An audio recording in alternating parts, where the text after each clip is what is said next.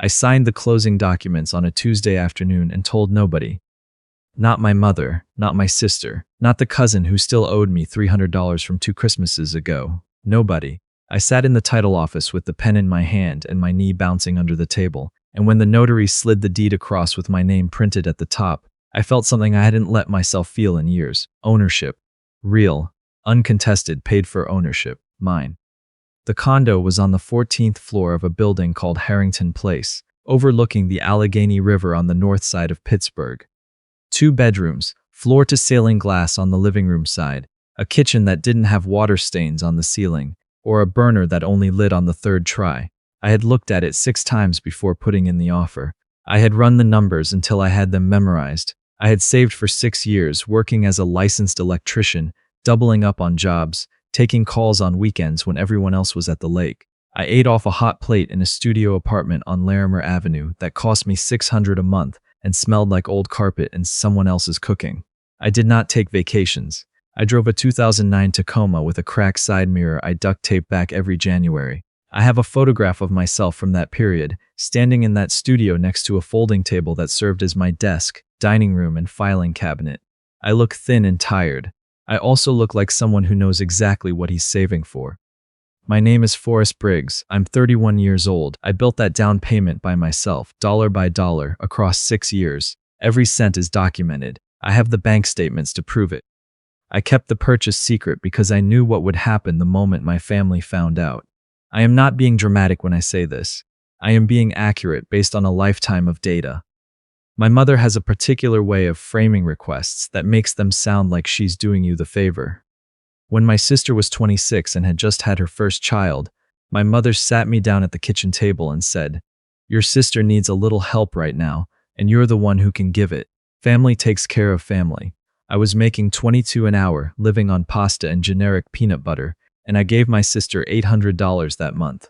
She did not mention paying it back. My mother did not bring it up again.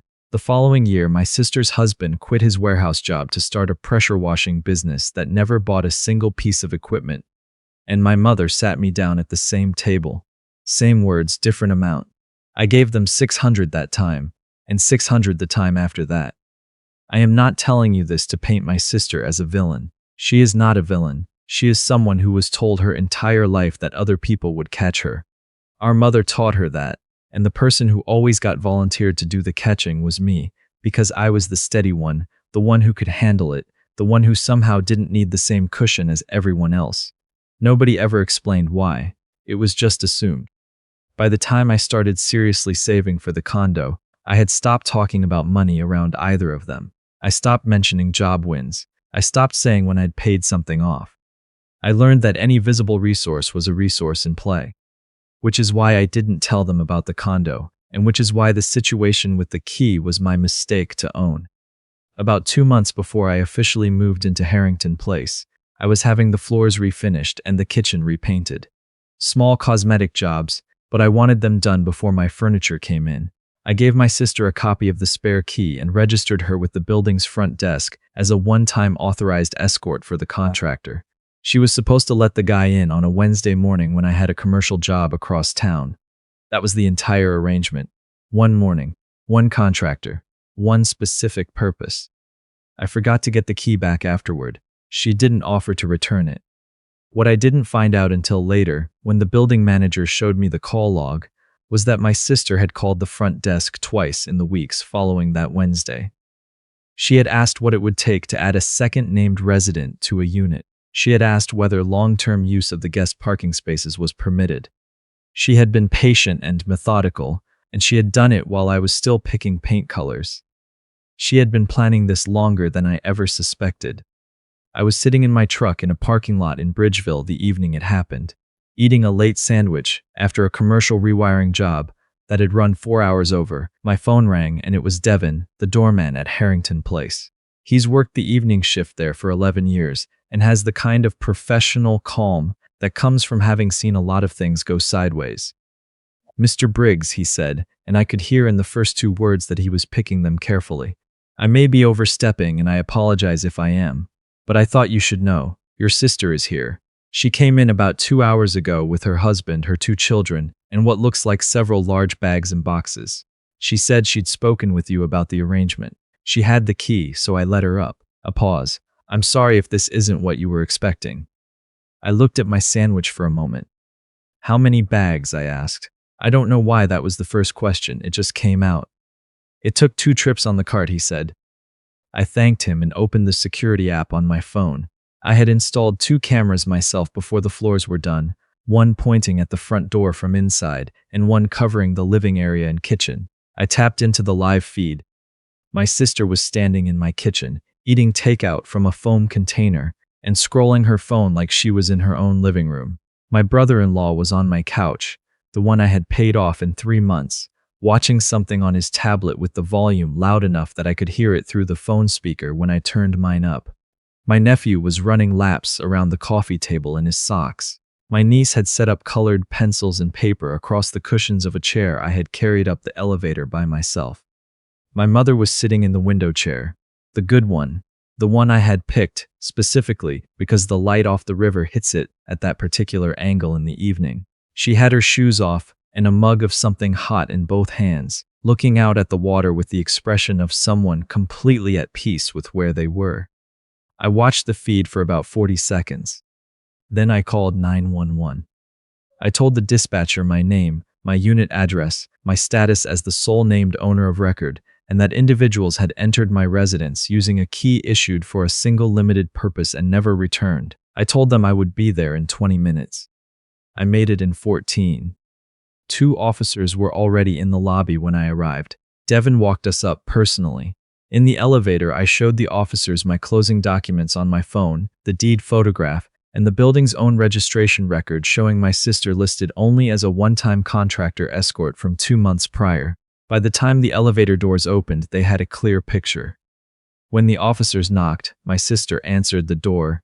She had her smile ready, the one she uses when she needs someone to believe something quickly. She greeted the officers with a warmth that almost sounded genuine, and then she looked past them at me with an expression that moved through surprise, recalculation, and then settled into something that looked like wounded disbelief, as if I were the one who had done something wrong. Forrest, she said, with a tone I had heard my whole life, the tone that says you're being unreasonable without using those words. My brother-in-law came to stand behind her with his arms crossed. My mother remained in the window chair. She looked at me across the room and said nothing, waiting to see which way the wind blew. The officers asked who held the title and lease. My sister said, calmly and with full eye contact, that her brother had told her she could stay while she and her husband sorted out their living situation, that it had been basically agreed on, that the key was proof of the arrangement, that I had always said family comes first. I handed an officer my phone with the deed pulled up. I am the sole owner of record, I said. The key was given 2 months ago for a contractor visit. I have the building's registration document showing exactly that. She was never authorized to occupy this unit. My sister said I had promised. My brother-in-law said a 2-bedroom was excessive for 1 person. My mother said nothing, but she straightened slightly in the chair, waiting. The officers asked them to produce documentation.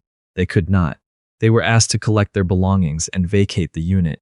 My sister started crying. My brother-in-law muttered something I chose not to respond to.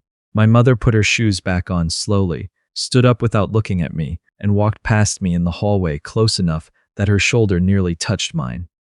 I stood in the doorway and watched until the elevator closed.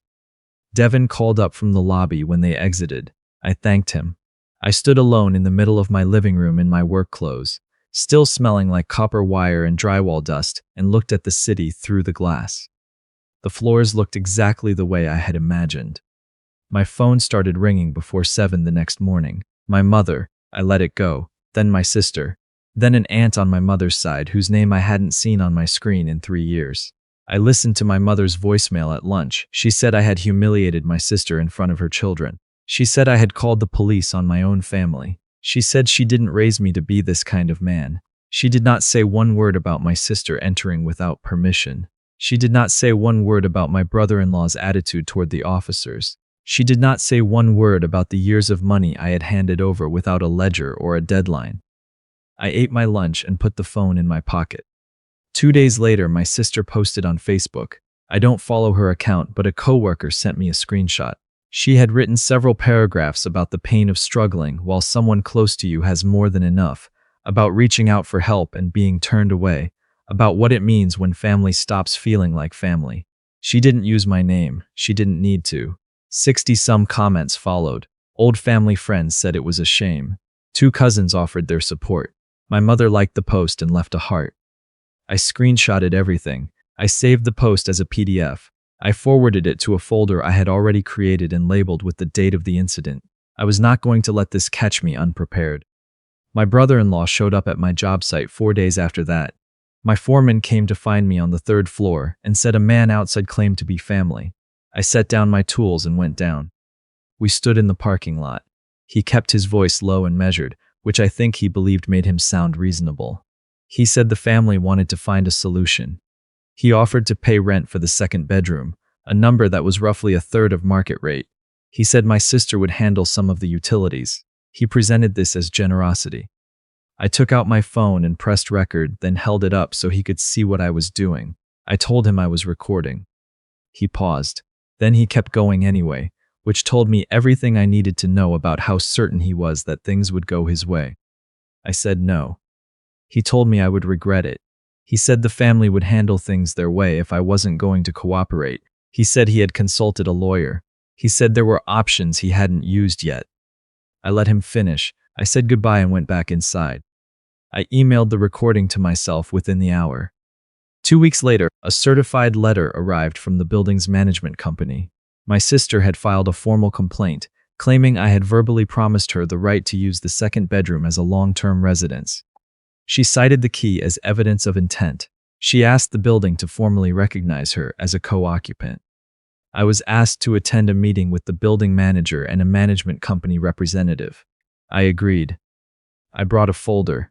Inside it, my closing documents, a copy of the lease with only my name on every line, a printout of the building's call log showing my sister's 2 inquiries about adding a resident before I had ever moved in, the screenshot of her Facebook post, a written transcript of my brother-in-law's recorded conversation in the parking lot, along with the audio file, 2 photographs I had taken the night of the incident, showing my kitchen and living room in states I had not created, and Devin's written voluntary statement describing the 2 earlier phone calls he had found unusual in their specificity. The management company representative took careful notes. The building manager reviewed each document without hurrying. My sister and her husband were not in the room. Their written statement argued that I had expressed a clear intention to assist with housing needs, and that the key demonstrated mutual understanding. The building's own records, already entered into evidence by the manager himself, showed that the key registration had been filed as a single-use contractor escort authorization. The decision came 2 days later in writing. My sister's claim was denied. My exclusive right to the unit was affirmed. The letter noted that no evidence of a housing agreement existed, verbal or otherwise, and that the key had served a documented, limited, and now expired purpose. I had the locks changed that afternoon.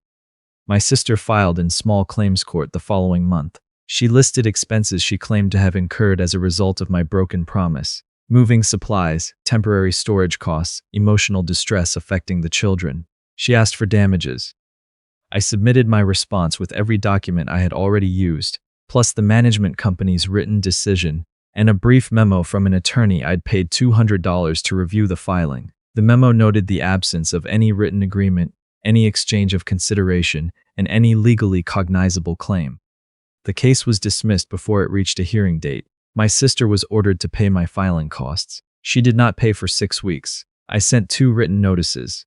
On the 3rd, I indicated I would pursue collection. A check arrived with no note inside the envelope. I deposited it on my lunch break and did not think about it again. The messages came in over the following weeks. An uncle saying I'd done the right thing. A cousin apologizing for commenting on the post without knowing the full story. An aunt who said she'd long suspected my sister had a habit of overreaching. Each message arrived after the legal outcome was already public record, which said something useful about the nature of the support. My mother called in December, 6 weeks after everything had closed. I answered. She asked if she could come over. I said yes. She sat in the window chair, the same one from that night. This time she kept her shoes on. She looked at the river for a long moment before she spoke. She said she knew my sister had been wrong to go in without telling me. She said she should have said so at the beginning. She said she'd spent so many years assuming I could absorb whatever came at me that she'd stopped asking whether I should have to. She looked at her hands. She said, "I thought you could handle it." I sat across from her and let those words be what they were. Not a full accounting of everything, not a rewriting of 31 years, but something. The first crack in a wall that had been standing my whole life. I didn't tell her it was fine, because it wasn't entirely. I didn't tell her I understood, because understanding something doesn't erase what it cost. I said, "I need you to know that I won't let this happen again. Not with this place, not with anything else I build. If you can accept Gotcha. that, we can keep talking." She looked at the river. She nodded. For now, that was enough.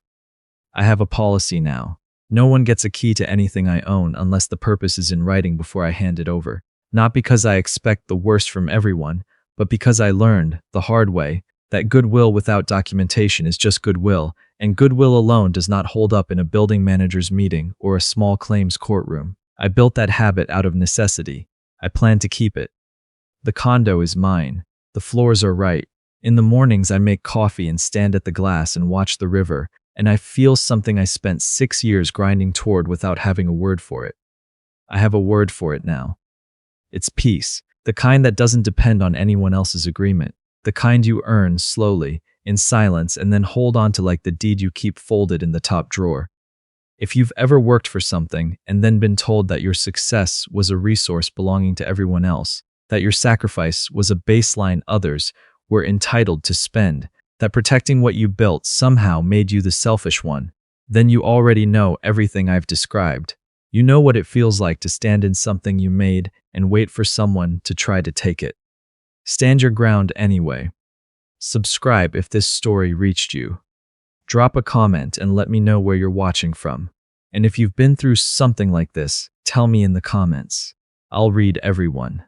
Because the most useful thing I've learned is that the people worth trusting aren't always the ones who share your blood. Sometimes they're the strangers watching a story at 2 in the morning and thinking, "I know exactly how that feels." Thank you for being here.